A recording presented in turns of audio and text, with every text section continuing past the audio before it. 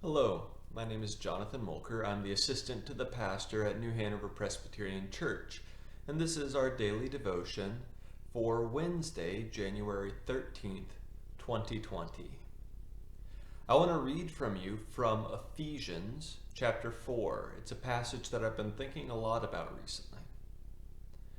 Starting with verse 1, I, therefore, the prisoner in the Lord, beg you to lead a life worthy of the calling to which you have been called, with all humility and gentleness, with patience, bearing with one another in love, making every effort to maintain the unity of the Spirit in the bond of peace. There is one body and one Spirit, just as you were called to the one hope of your calling, one Lord, one faith, one baptism, one God and Father of all, who is above all and through all and in all. And then I'm going to jump to verse 14. We must no longer be children, tossed to and fro and blown about by every wind of doctrine, by people's trickery, by their craftiness and deceitful scheming. But, speaking the truth in love, we must grow up in every way into Him who is the head, into Christ. In the last few weeks, the word unity has been used a lot to describe what our nation needs. We need to be unified after a divisive election. We need to seek unity after the events at the Capitol, the storming and trespassing there. With everything so out of hand, we can see that the division that we have is stoking a lot of our issues and making it harder to come to any sort of solution. And so we see unity as a way of addressing this. We look to become more united. A lot of times we don't know how to seek unity, though. How do we find unity with people who think differently than we do? It's not our natural behavior. Now, for a long time, the church has actually been a place where people with really different viewpoints can come together and agree on the values that they hold in common. Unfortunately, within the more recent past, we've been splitting up our churches again and again, only being able to go to church with people who believe the exact same things as us. And if people don't believe what we believe, then we have to change our church. Now, Paul talks a lot about unity, and this passage from Ephesians is no different. He talks about unity within the church, which in his time, in the first century, had a lot of division. They didn't have Republicans or Democrats, obviously, but that doesn't mean that there weren't things that they were constantly disagreeing about.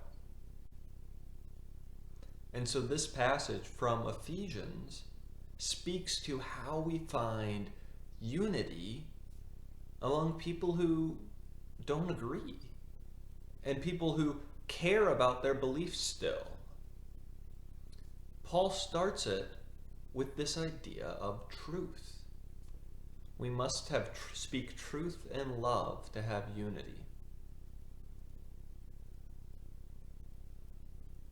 Now, what does that mean? Telling the truth means owning up to our own mistakes. It means admitting when we aren't perfect, when we have dismissed other people, when we have taken our own needs above others. It means holding each other as accountable as well, telling the people who we are in church with where they have missed the mark, but telling them in love. This is not a nail you to the wall and be so glad that the other person was wrong so you could prove that you were right. This is about telling the truth in love. In this system, we are actually holding each other in check. It means that not only is it okay that we don't agree, it's necessary that we don't agree. Because if we all agreed on everything, we still wouldn't be perfect. We would still be making mistakes, but instead of being able to course correct to help each other out, we'd all be making the same mistake because we'd all be doing the exact same things. And no one would be able to see where we were going wrong. That's why the diversity of the church is so important. By listening to each other's voices, we can see where we are straying from the path, and we can help other people see where they are straying from the path. So this week, as we lead up to the inauguration, this pivotal moment for our country, I will be praying specifically that we can find unity within our disagreements. I'll be praying that we can create a space where we can collectively seek truth with wisdom and in love, and that we can all help each other begin to grow and love each other more. Lord, lead me to truth in community with those different from me.